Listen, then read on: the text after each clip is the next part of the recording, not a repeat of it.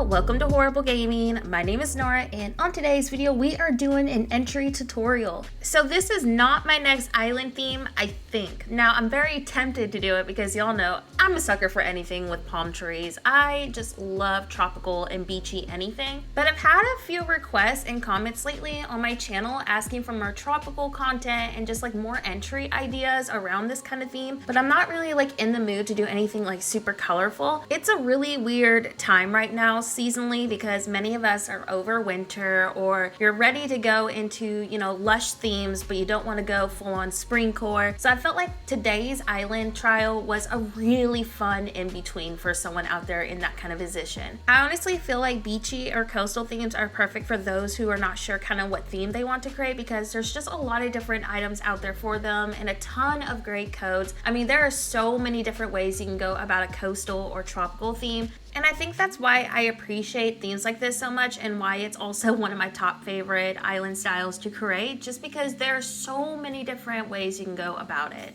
Anyways, as we get today's video started, I want to say if you're new here, first of all, welcome. My name is Nora and I do a ton of cozy gaming and Animal Crossing content. Animal Crossing is definitely one of my top favorite games. I find so much joy in building different kind of island styles. So on my channel, you'll find a lot of different themes, definitely a ton of speed builds. I really enjoy helping other people kind of get different ideas for games like you're seeing today. I just love providing inspirational content. So I hope that today's island build brought you some inspo for your own island. Let me know what you thought about the vibe in the comment section below. But anyways, I hope you decide to stick around, and I just want to say thank you so much for stopping by. And to my usual viewers, be ready for a ton of different theme speed builds, unless I'm totally like, you know, joking with myself and I end up continuing this island. As many of y'all know, I go through like this really weird trial phase until I find a theme that kind of like sticks and speaks to me. Now, I am always down to do another tropical city, but I'm afraid that it's too soon right now to do an island like that. Unless I'm totally wrong and y'all do want to see a theme around a beachy coastal,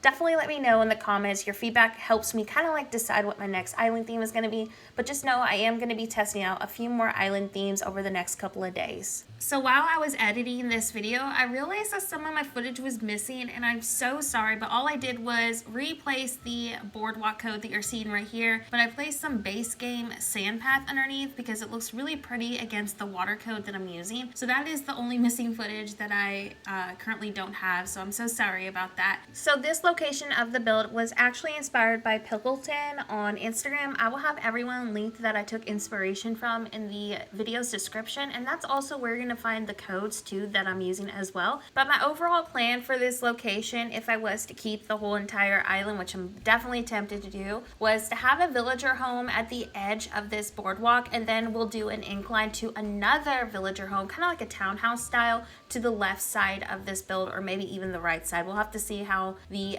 build continues to progress, but that's kind of like the plan that I have for this location. So like I said earlier, there are many different ways that you can transition from this entry. I think that's why I loved how today's build turned out so much. But I was thinking behind the villager house that we are going to be placing, that's where you could start introducing some more city core like roads as well. I mean, there's just so many different ways you could go about today's build. So let me know what your plan is if you are going to recreate this on your island. So after placing our first villager home, I decided I wanted to move down the water code just a little bit so I could pack a little bit more detail in this area. So I'm just going to quickly go ahead and refill that in. There's honestly no set way to place this water code. Just place it however you think looks best, or whatever suits your ideal location on your map. But then I'm just going to take some log stakes and kind of like alternate the position of them. I just felt like this adds a lot more realism to the item. And then we're just going to continue filling in that water code and adding some details to the entrance of this boardwalk. Now there will be several transitions throughout this video, and just like, you know, the decorating process, I change my mind constantly on my decor and just item placement.